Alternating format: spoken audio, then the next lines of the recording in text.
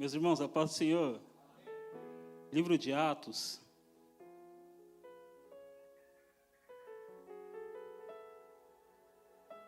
Atos dos Apóstolos, capítulo 1.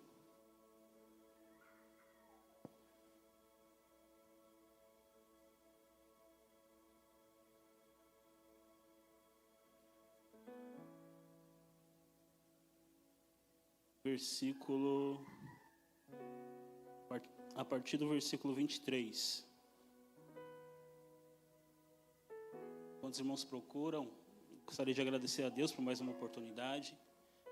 Agradecer a toda a família Bereana. Nós estamos praticamente no meio de dezembro e mais um ano que o Senhor concedeu vitória para a sua igreja. Gostaria de agradecer a todos que chegaram até o final do ano. Foi um ano difícil, cheio de problemas, de dificuldades, mas vencemos para a honra e para a glória do Senhor Jesus Cristo. Amém? Irmãos, diz assim o texto, versículo 23. Então indicaram 2 nomes, José, chamado Barsabás, também conhecido como Justo, e Matias. Depois oraram: Senhor, Tu conheces o coração de todos. Mostra-nos qual destes 2 tem escolhido para assumir este ministério apostólico que Judas o abandonou. Versículo 26. Então tiraram sortes, e a sorte caiu sobre Matias. E assim ele foi acrescentado aos 11 discípulos, aos 11 apóstolos. Amém, irmãos? Irmãos, nós estamos diante de um texto ao qual nos remete a uma escolha que seria feita pelos discípulos que ali sobraram, os 11. Essa escolha seria feita porque nós sabemos, é do nosso conhecimento, que Judas acabou traindo Jesus, vendeu e acabou se matando após. Após Judas se matar, abre uma lacuna, abre uma vaga. Então os discípulos ali, eles entram em concordância e decidem colocar alguém no lugar de Judas. O contexto da história nos mostra os discípulos com a pequena multidão de aproximadamente 120 pessoas, voltando do Monte das Oliveiras e indo em direção a Jerusalém. Porque a Bíblia vai dizer no livro de Lucas, capítulo 24, versículo 49, que o Senhor tinha dado uma ordenança para os discípulos, que era para que eles ficassem em Jerusalém, até que do alto eles seriam revestidos de poder. Então eles saem do Monte das Oliveiras, vão até Jerusalém, se encontram num cenáculo. E a Bíblia vai dizer nos primeiros versículos do livro de Atos, que eles estão orando fervorosamente, que eles perseveraram em oração, a fim de que acontecesse esse revestimento ao qual o Senhor tinha prometido a eles. A Bíblia vai dizer que no meio dessa oração, Pedro se levanta no meio dos discípulos e coloca essa ideia em prática. Vamos colocar outra pessoa no lugar de Judas. E Judas acabou se desviando, Judas acabou se matando após trair Jesus. Judas, segundo um escrito de Eusébio, um teólogo, historiador, vai dizer que Judas era um dos mais inteligentes dos discípulos. Por isso ele recebeu a função de ser tesoureiro dos discípulos. A Bíblia vai dizer no livro de João, capítulo 12, que Judas estava dentro da casa com os discípulos, com Marta, com Maria e com Lázaro também, após ser ressuscitado.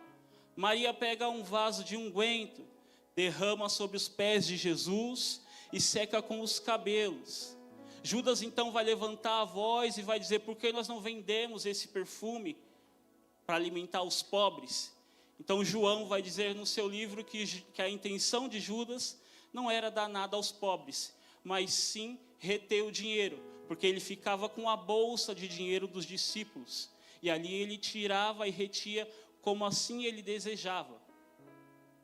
O amor desenfreado de Judas por dinheiro vai ficar bem claro quando ele acaba entregando Jesus por 30 moedas de prata. E logo após se arrepender, ele acaba se matando. Pois bem, essa pessoa que os discípulos estão tentando substituir. Alguém que traiu, alguém que tinha um amor desenfreado por dinheiro, mas alguém também que conviveu com Jesus em todo o seu ministério. Então Pedro coloca uma exigência. Aquele que ocupasse o lugar de Judas teria que ter visto Jesus sendo batizado por João Batista, acompanhado o ministério de Jesus, até que Jesus tivesse morrido e ressuscitasse e sido assunto ao céu. Essa era a exigência que Pedro colocou para que o substituto de Judas ocupasse o cargo. De 120 pessoas que ali estavam, só 2 pessoas se qualificaram para esse posto. José, Barsabás, com o sobrenome de Justo, e Matias. A Bíblia vai falar então que antes deles escolherem alguém, eles oram a Deus primeiro para que escolhessem a pessoa certa. Eu abro um parênteses aqui e já logo fecho também. A minha mensagem não tem um tema de oração, mas preste atenção comigo. Antes eles escolheram, eles oraram. Eles tinham uma vaga, uma lacuna, um cargo importante para colocar alguma pessoa. Então eles sabiam que era necessário uma oração antes de tudo. E às vezes nas nossas vidas nós queremos colocar alguém em um cargo importante em nossas vidas. É amigo, é namorado, é noivo, é marido. Nós queremos colocar alguém como um cargo importante, mas esquecemos de orar primeiramente para saber se isso é da vontade de Deus. Então fique aqui um aprendizado, já aqui fechando os parênteses. Antes de qualquer decisão, antes de qualquer escolha, ore primeiro para saber se é da vontade de Deus.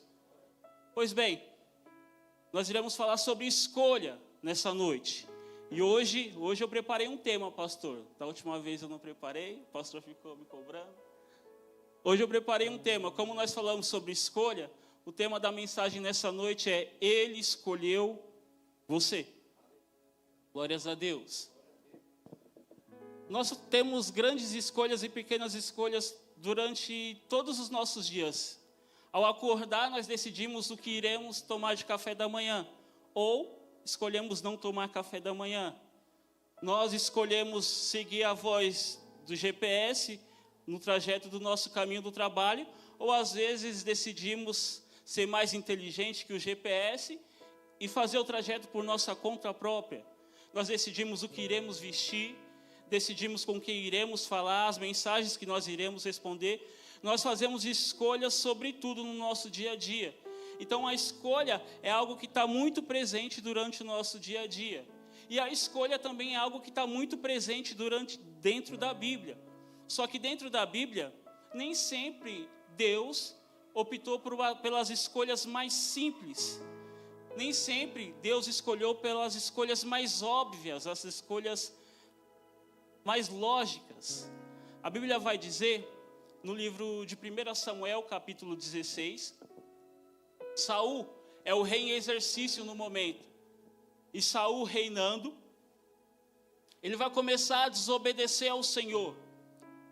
Ele vai começar a fazer coisas que não agradavam ao Senhor. Então o Senhor chama Samuel e fala: Samuel, até quando você vai ter dó de Saul, sendo que eu já rejeitei ele como rei? Enche o seu vaso de azeite e vai até a Belém, porque lá já escolhi um rei.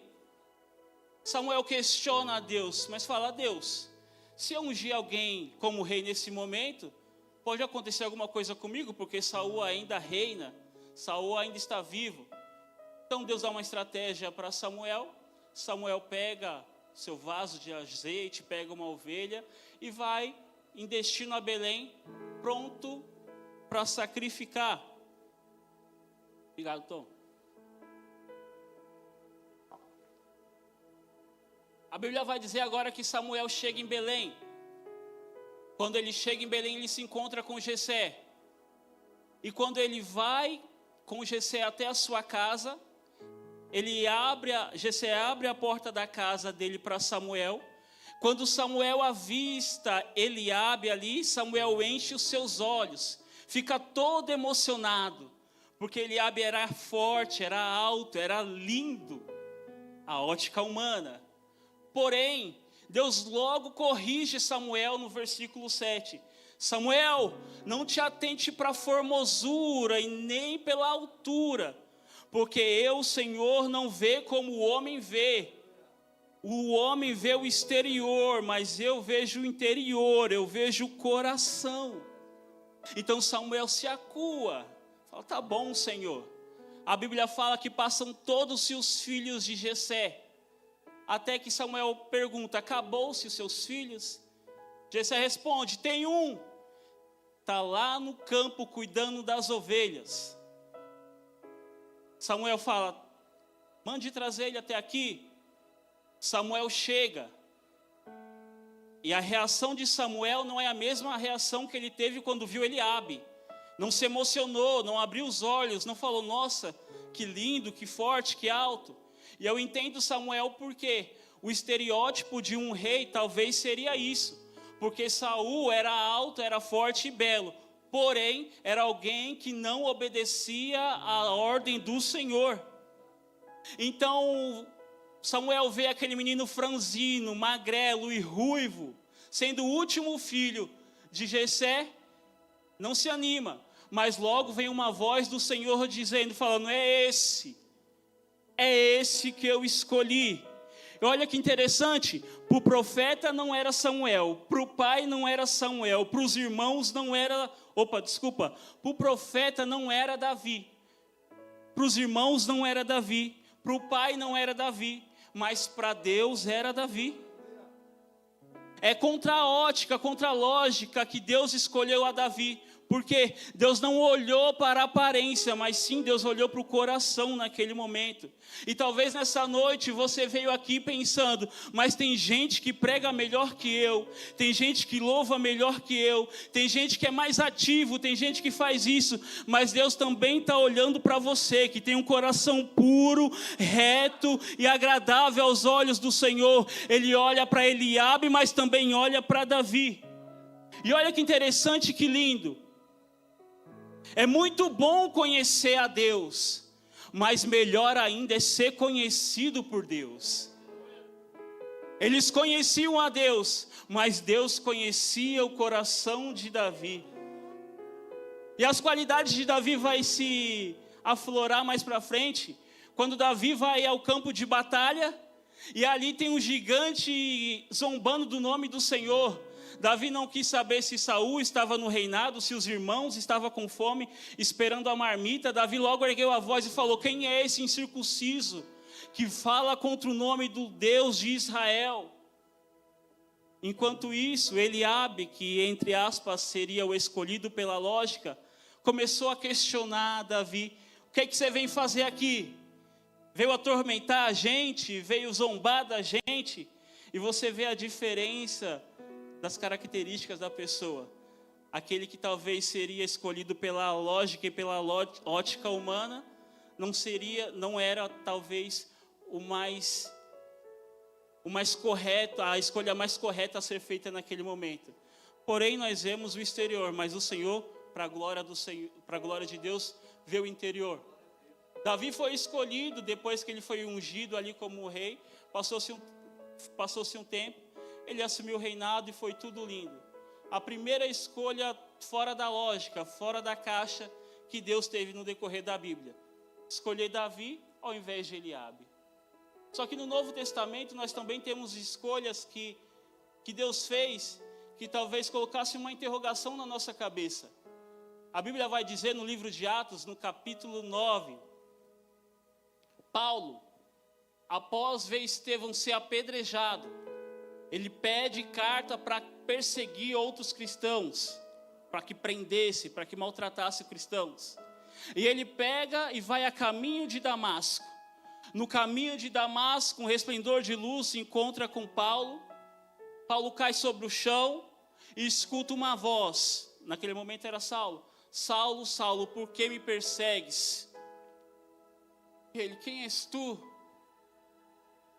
eu sou Jesus Cristo a quem tu persegues. E ali os soldados não entendem o que está acontecendo, Paulo não entende o que está acontecendo, e correndo na história, o Senhor dá uma ordem para Paulo, para que ele fosse até a casa de Judas, em Damasco, e ali ele mandaria alguém para socorrer a Paulo. A Bíblia fala que Paulo vai até a casa de Judas, só que enquanto Paulo está indo à casa de Judas, ele pede que Ananias fosse até a casa de Judas orar por Paulo. Só que interessante é que na conversa que Deus teve com Ananias, Ananias fala, eu não vou lá não. Eu vou orar por aquele que está perseguindo os cristãos? Eu vou orar por aquele que mata os cristãos? Não vou não, Senhor. Não vou não. Mas olha que lindo que o Senhor fala para Ananias. Atos dos Apóstolos. Se você tiver com a Bíblia aberta, leia comigo.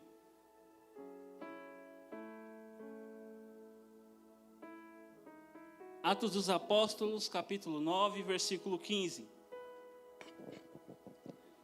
Mas o Senhor disse a Ananias, vá, este homem é meu instrumento, escolhido para levar o meu nome perante aos gentios e seus reis, e perante o povo de Israel. Olha aqui que Deus está falando para Ananias, vá, por quê? Paulo pode ser isso, pode perseguir cristão, pode matar cristão, mas a partir desse momento ele é meu escolhido, eu escolhi ele. Que loucura! Paulo é conhecido como o maior perseguidor de cristãos.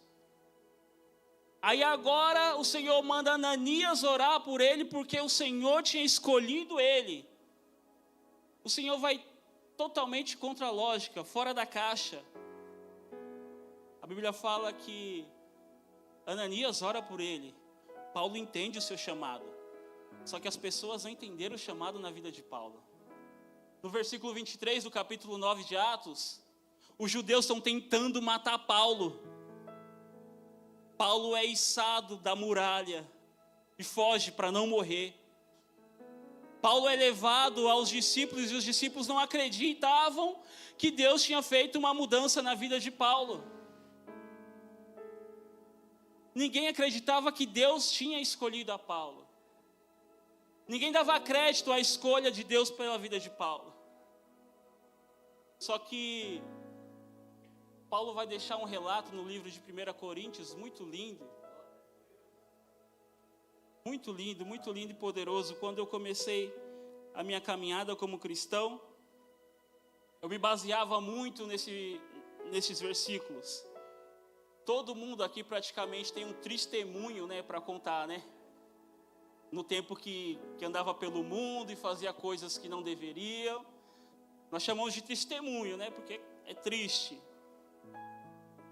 Paulo também tinha um testemunho, E quando logo eu me converti, este versículo, essa passagem fazia parte da minha rotina, do meu dia.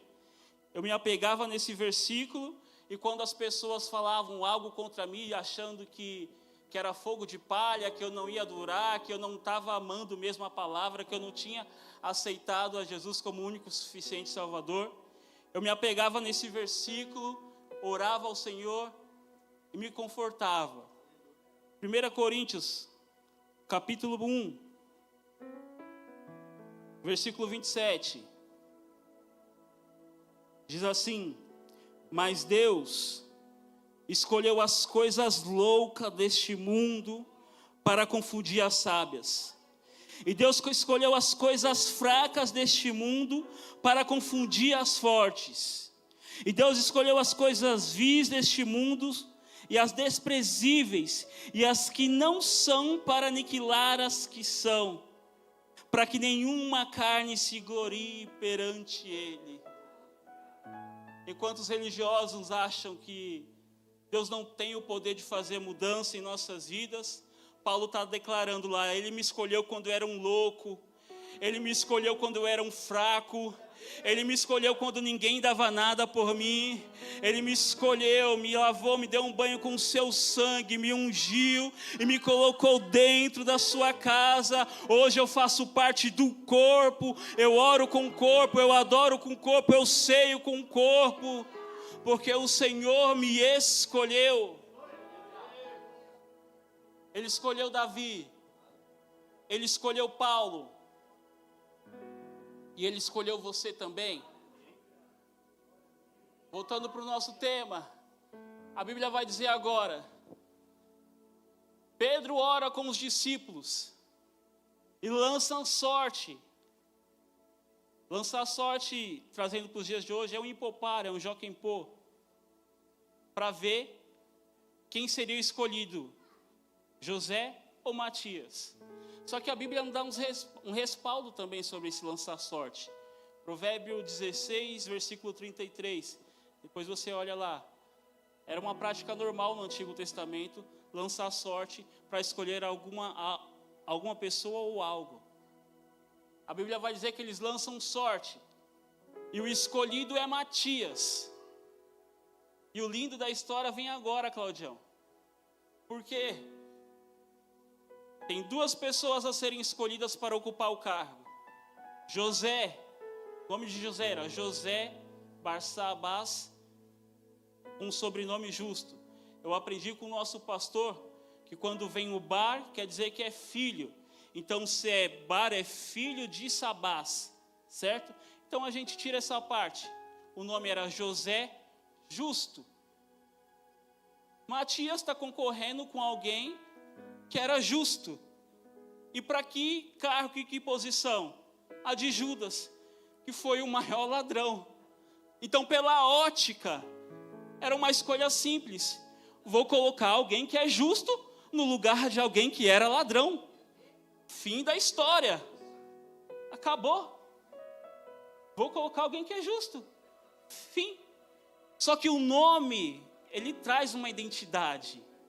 Se você reparar comigo, Jacó, o nome Jacó é enganador, usurpador, ladrão. O que Jacó fez? Enganou seu pai, roubando a primogenitura do seu irmão. Só que depois que ele luta com o anjo, ele vira Israel, que é o quê? Aquele que luta com Deus. Então o nome tem todo o significado. Olha que interessante. Lucas capítulo 1. Lucas vai dizer que ele escreve o seu livro de Lucas e o livro de Atos para alguém. Esse alguém era chamado de Teófilo. E o significado de Teófilo é amigo de Deus. E olha que interessante, tem amigo de Deus aqui nessa noite? Glórias a Deus. Lucas escreveu essa história para você então nessa noite. Está lá, José o justo e Matias. Quem é que vai ocupar o cargo? Quem é que vai ocupar a posição? Quem é? Por mim, colocaria o justo lá. Não vai roubar. Não vai colocar a mão na bolsa de dinheiro e fazer um caixa 2. Não corre o risco de vender mais ninguém, porque ele é justo. Só que a Bíblia vai dizer que eles lançam sorte. E quando eles lançam a sorte cai sobre Matias. É uma escolha totalmente fora da caixa, fora da curva. Eu tenho uma vaga, que alguém que ocupava era ladrão. Eu tenho duas pessoas, uma pessoa é justa e outra é Matias. Quem o Senhor escolheu? Matias. E é mesmo assim que Deus faz com a gente. Tem gente bem melhor que a gente. Tem gente que a gente olha e fala, nossa, mas como merece isso daí? Tem gente que a gente olha e fala, meu Deus, por que o Senhor não fez coisas grandes na vida desse homem ainda e está fazendo na minha, que sou tão errante, sou tão falho, sou tão pecador? Tem gente que a gente olha e fala, nossa, mas deveria estar em lugares altos. Mas assim como o Senhor começou a história de Davi, pegando os menores e colocando em lugares altos, É assim que Ele faz com a igreja bereana também nessa noite. Ele pega você que somos considerados menores e está preparando para colocar em lugares altos também. A lógica é: escolhe o justo, escolhe aquele que não rouba, aquele que não trai, aquele que não vende ninguém. A lógica é essa, mas Jesus fala: não, eu vou escolher o Claudião, vou escolher o pastor Arnaldo, vou escolher o Tom. Por quê? Porque eu tenho uma grande obra e eu preciso de homens assim. Tem o justo e tem o Matias, ô Thales. O justo é descartado. Eles escolhem Matias. Como a gente está falando sobre significados de nome, Matias significa presente de Deus. Então Deus está tirando de lado o justo e está colocando o presente dele para ocupar lugares altos. Vamos fazer algo que não é de costume. Fala para o seu irmão aí do seu lado aí: você é presente de Deus. Você é presente de Deus para a minha vida. Você é presente de Deus para a minha casa, para a minha família, para o meu ministério. Você é presente de Deus para a minha vida. Nós estamos prestes a terminar 2023, mas nós não abrimos mãos de o quê? 2024 está com quem? Presente de Deus do nosso lado. Eu quero estar com o presente de Deus do nosso lado. Se for para Jesus.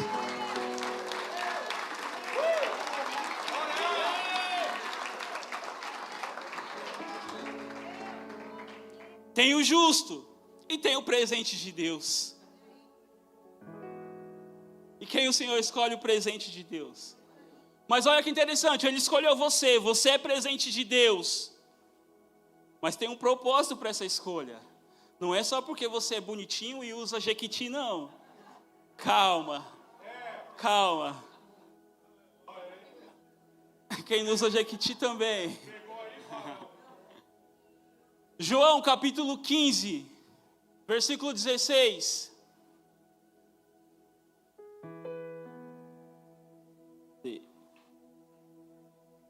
Tinha separado aqui.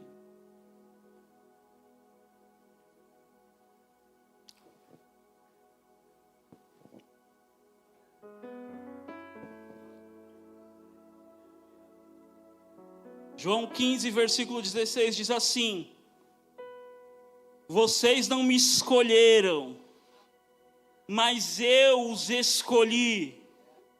Lindo. Mas para que Ele escolheu? Olha aí que lindo. Para irem e darem fruto, fruto que permaneça, a fim de que o Pai lhes conceda o que pedirem em meu nome. Olha que interessante. Você foi escolhido, e não só porque você é belo, porque você usa um perfume da Jequiti, mas para que você dê fruto, para que você frutifique na presença do Senhor. Matias ocupou o lugar de Judas, e o Senhor tinha liberado uma ordem para os discípulos. E qual a ordem que era essa? Vá, pregue o Evangelho, faça discípulos. E essa mesma ordem está sobre nós também. Nós somos escolhidos, somos presentes de Deus, mas não só para ocupar um banco confortável igual na Bereana Itaquá, mas para a gente produzir frutos. E os nossos frutos é o quê? É ganhar almas para o Senhor Jesus, é pregar o Evangelho do Senhor Jesus Cristo, é fazer discípulos para o Senhor Jesus Cristo. Amém? Quem recebe essa palavra, dê uma salva de palmas para o Senhor, porque Ele é merecedor de toda a honra e toda a glória. Eu agradeço os irmãos. Sobrou 1 minuto ainda, pastor. Hoje eu estou no time.